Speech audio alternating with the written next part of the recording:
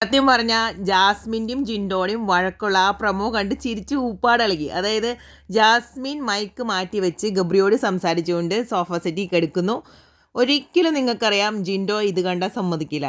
Jinto purposefully ആയിരിക്കും ജാസ്മിനെ provoke ചെയ്യാൻ വേണ്ടിയിട്ട് ജാസ്മിനോട് മൈക്കിട്ട് സംസാരിക്കാൻ പറയുന്നു. കേട്ടപ്പോൾ തന്നെ ജാസ്മിന് കലിപ്പ് സീനാണ്. കാരണം ജാസ്മിൻ ഇന്നലെ തൊട്ട് കലിപ്പ് സീനാണെന്ന് നമുക്കറിയാം. കാരണം എല്ലാവരും ജാസ്മിനെ ഒറ്റപ്പെടുത്തുന്നു. അതുകൊണ്ട് ജാസ്മിൻ ഇവിടെ ആകെ സപ്പോർട്ട് ഗബ്രിയുള്ളൂ. ജാസ്മിൻ ഭയങ്കര ഇമോഷണലി അപ്സെറ്റാണ്, ഡൗൺ ആണ്. അങ്ങനെ കുറേ കേട്ട് നമ്മളെല്ലാവരും മടുത്തിരിക്കുവാണ്. അപ്പോൾ ജാസ്മിൻ പറഞ്ഞു, പോടാ നീ പറഞ്ഞൊന്നും കേൾക്കാൻ എനിക്ക് പറ്റത്തില്ല എന്നൊക്കെ പറഞ്ഞ് ജാസ്മിൻ്റെ തൻ്റെയിടവും കാര്യങ്ങളൊക്കെ എടുത്ത് കിടന്ന് തുള്ളി മറയുന്നുണ്ട്. ഒരു രക്ഷയില്ല. അവിടെയാണ് ശരിക്കും പറഞ്ഞാൽ കോമഡി വരുന്നത്. ബിഗ് ബോസ് പറയുന്നു ജാസ്മിൻ്റെ അടുത്ത് മൈക്ക് എടുത്തിട്ട് സംസാരിക്കാൻ പറയുന്നു.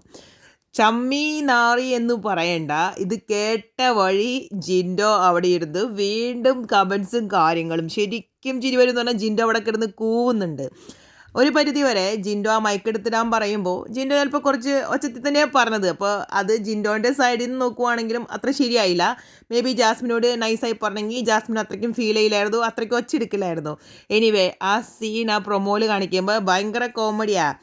നമ്മൾ പറയുന്ന പോലെ ആരാണ്ടമ്മയ്ക്ക് പ്രാന്ത് വന്നാൽ കാണാൻ നല്ല ചേലാന്ന് പറഞ്ഞ മാതിരി ജാസ്മിൻ കരഞ്ഞു മെഴുകുന്നു, നമുക്ക് ചിരി വരുന്നു. അതാണ് പറയുന്നത്. ഒരാൾക്ക് പോലും ജാസ്മിൻ അവിടെ കരയുമ്പോൾ അത് ജെനുവിനാന്ന് ഫീൽ ചെയ്യുന്നില്ല.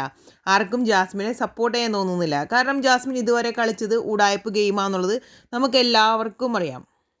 പ്രേക്ഷകരെ പറ്റിക്കാൻ വേണ്ടി എന്ത് കളി കളിച്ചാലും പ്രേക്ഷകർക്ക് അത് മനസ്സിലാകും.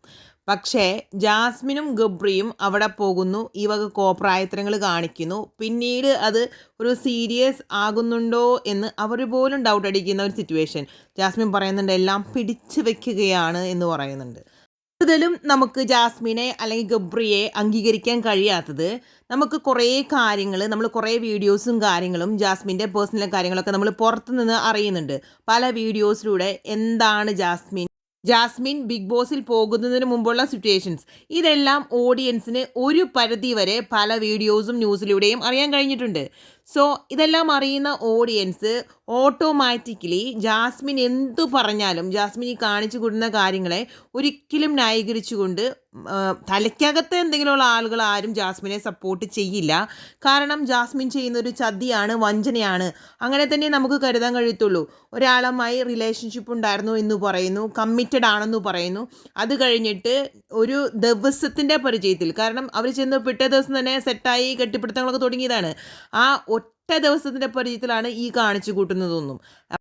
മോളെ ജാസ്മിനെ ചുമ്മാ ജിൻഡോയുടെ കയ്യിൽ നിന്ന് മേടിക്കണ്ട കേട്ടോ.